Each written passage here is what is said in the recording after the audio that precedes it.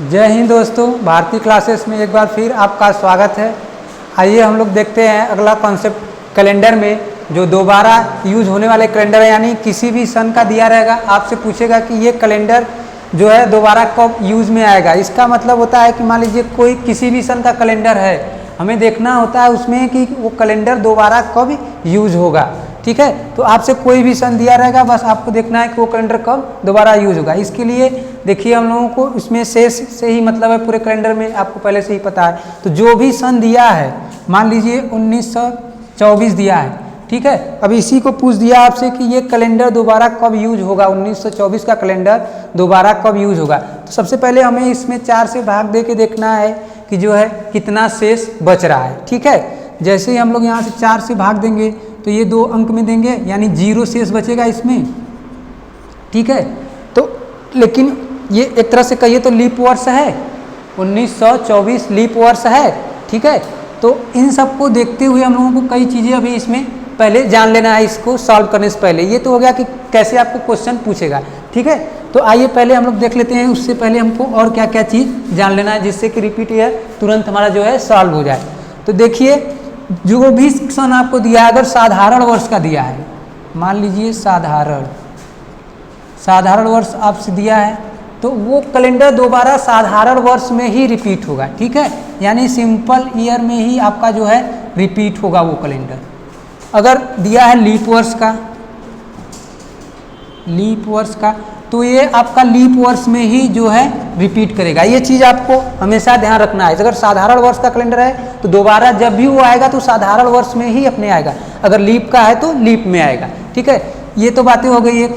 अब दूसरा बात हो गया कि अगर साधारण है तो 4 से भाग देना है हर दशा में, तो या तो 1 शेष बचेगा, या 2 बचेगा, या 3 बचेगा। 4 तो बचेगा नहीं, या तो 0 बचेगा। ठीक है, तो ये तीनों साधारण के लिए यूज होता है, सिंपल ईयर के लिए। और जब भी 0 बचेगा तभी तो हम कहेंगे कि वो लीप वर्ष होगा, यानी ये लीप वर्ष के लिए होगा। ठीक है दोस्तों, तो देखिए क्या क्या हमें उसमें जोड़ना है, ये देखिए।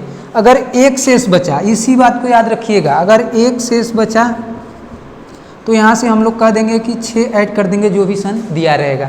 ठीक है, अगर 2 या 3 दोनों में से कोई भी 2 या 3 शेष बच रहा है तो उस दशा में हम लोग 11 जो है ऐड कर लेंगे, जो भी सन हमको दिया रहेगा।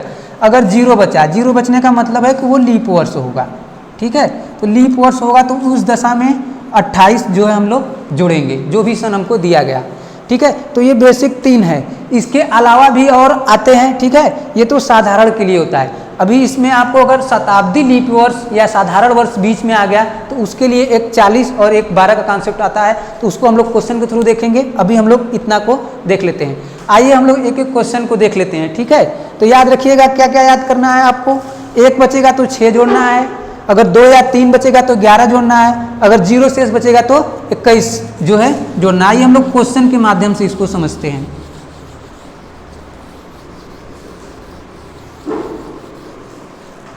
जैसे कि हमने देखा कि क्वेश्चन मान लीजिए दिया है आपको 1924, ठीक है, और पूछ दिया कि ये कैलेंडर दोबारा कब यूज होगा। ठीक है, तो सबसे पहले क्या करना है, 1924 में 4 से भाग देंगे। 4 से भाग देंगे तो 0 शेष बचेगा, यानी कह सकते हैं कि लीप वर्ष है। तो हमने क्या बताया, लीप वर्ष के लिए क्या करना है, आपको इस सन में 28 जोड़ लेना है। 28 जोड़ेंगे, 24 में 28 जोड़िए, यहाँ से 8 4 12, 2 2 4 1 5 9 1, यानी दोबारा जो ये कैलेंडर यूज होगा 1924 का कैलेंडर हमारा जो है 1952 में यूज होगा। ठीक है दोस्तों, उम्मीद है आपको समझ में आया होगा। इसी तरह से कोई भी सन दिया रहे, ठीक है, सबसे पहले हमें पहला काम क्या करना है, उसको 4 से भाग दे के देखना है कि उसमें शेष कितना बच रहा है। देखिए हमने क्या कहा था कि जब भी लीप वर्ष का कैलेंडर है तो लीप वर्ष में ही रिपीट होगा, ये बात याद रखिएगा। अगर साधारण वर्ष का कैलेंडर रहेगा तो साधारण वर्ष में रिपीट होगा। एक चीज़ ये है, एक है कि आपको अगर 1 शेष बच रहा है तो 6 ऐड कर लीजिए, 2 या 3 बच रहा है तो 11 ऐड करिए, 0 बच रहा है तो 28। एक बार आप लोग इसका स्क्रीनशॉट लीजिए, फिर हम लोग अगला क्वेश्चन देखते हैं। देखिए दोस्तों, 2 क्वेश्चन हमको दिया है, दोनों साधारण वर्ष का ही क्वेश्चन है। ठीक है। सो साधारण वर्ष का क्वेश्चन है तो साधारण वर्ष में ही रिपीट करेगा, हमने आपको पहले ही बताया। आइए हम लोग इसको सॉल्व करते हैं। क्या करना है, सबसे पहला स्टेप हमको देखना है कि जो दिया गया उसमें शेष कितना बचेगा, और इस दशा में 4 से भाग दे के देखना है। 4 से भाग करेंगे तो यहाँ 5 है, यानी 1 बचेगा शेष। इस क्वेश्चन में 1 शेष बच गया। 1 शेष बचा तो हमने क्या कहा कि आपको क्या करना है, जो भी सन दिया गया है अगर 1 शेष बच रहा है तो वहाँ पे 6 ऐड कर लीजिए। तो 5 में 6 ऐड करेंगे तो 2011। तो इस क्वेश्चन का आंसर हमारा 2011 हो जाएगा, अर्थात 2011 में जो है ये कैलेंडर दोबारा रिपीट करेगा। ठीक है, इस तरह से कह सकते हैं। दूसरा क्वेश्चन दिया गया है 2019, ये कब रिपीट होगा हमसे पूछ रहा है। इसमें भी आप पहले 4 से भाग करिए। 4 से भाग करेंगे 4 चौका 16, यानी 3 बचा शेष। 3 बचा शेष तो क्या करेंगे, यहाँ से पहले 1 बच रहा था तो 6 किए। ठीक है, अब 2 बचे या 3 बचे, दोनों दशा में 2 या 3 बचा। 3 के लिए क्या करना है आपको, 11 ऐड करना है इसी सन में जो सन हमें पहले दिया गया है। ठीक है, तो यहाँ से अगर प्लस 11 करेंगे तो 2030, यानी ये कैलेंडर हमारा 2030 में फिर उसी जैसा रिपीट होगा। देखिए ये क्वेश्चन सिंपल ऐसे भी पूछता है, कभी कभी लैंग्वेज में पूछता है। मान लीजिए किसी का जो है सालगिरह इस सन में इतने तारीख को मनाया गया तो अगली बार उसी दिन कब मनाएगा, तो वहाँ से भी हम लोग एक क्वेश्चन देख लेते हैं। बाकी आपको ये वाला तो सिंपल है, तो आसान है, तुरंत देख के बता देंगे कि 1 बच रहा है तो 6 जोड़ लिए, 2 या 3 बच रहा है तो जो है 11 जोड़ दिए, अगर 0 बच रहा है तो 28 जोड़ दिए। ठीक है, आइए हम लोग लैंग्वेज वाले क्वेश्चन को देखते हैं। एक बार इसका स्क्रीनशॉट लीजिए, फिर हम लोग अगला क्वेश्चन देखते हैं। देखिए दोस्तों, ये क्वेश्चन को पहले हम लोग एक बार पढ़ते हैं, फिर इसके बारे में समझते हैं क्या ये कहना क्या चाह रहा है क्वेश्चन। श्रीमती सुशीला ने मंगलवार 30 सितंबर 1997 को अपनी शादी की सालगिरह मनाई। वह अपनी शादी की अगली सालगिरह उसी दिन कब मनाएगी। देखिए क्वेश्चन रिपीट ईयर का ही है लेकिन लैंग्वेज में दिया गया है। ठीक है, पकड़ना हमको कहाँ से है, देखिए दिया गया है 30 सितंबर 1997 मंगलवार। अब बोला इसी दिन, रिपीट ईयर का मतलब ही होता है कि वो जो कैलेंडर होगा सेम उसी दिन उसी तारीख को दिन वही पड़ेगा। और कैलेंडर उठा के देखेंगे तो तारीख तो आएगी लेकिन क्या दिन आएगा, दिन नहीं आएगा, दिन तो बदल जाता है, लेकिन जो उसी ईयर का होता है उसमें दिन भी आपका मैच करता है। तो इसी कॉन्सेप्ट पे इसको बनाया गया है। तो हमसे ये नहीं कि अब वो अगले साल ही मनाएगी, तो यानी 1997 है तो 30 सितंबर 1998 मार के खाली आ जाए, ए ऑप्शन पे मिलेगा आपको पहले ही। लेकिन आपको क्या करना है, रिपीट ईयर का कॉन्सेप्ट लगाना है। रिपीट ईयर का कॉन्सेप्ट क्या है, जो भी दिया गया है उसमें 4 से भाग दीजिए, इसको भूल जाइए। ठीक है, ये तो बस समझने के लिए है कि यानी इसी दिन पड़ेगा।